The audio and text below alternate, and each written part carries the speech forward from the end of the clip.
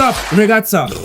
Et franchement, ça s'est tellement bien terminé pour le Barça après nous avoir fait perdre patience pendant toute une première période. Le FC Barcelone, c'est toujours le même scénario. Hier encore, on a vu le film en direct. L'adversaire arrive confiant, agressif, plein d'intensité, repart avec un rappel brutal de la réalité.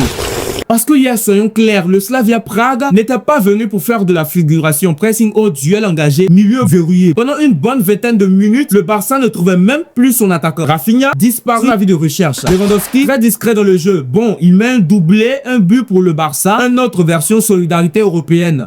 Mais dans le contenu, c'était compliqué.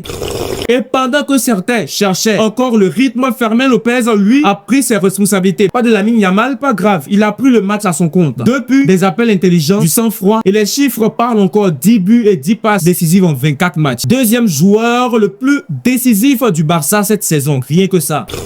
Premier but après une passe de Django. Deuxième sur une offrande de Pedri devant la surface. Et Fermin à cet endroit-là, c'est rarement un cadeau pour le gardien.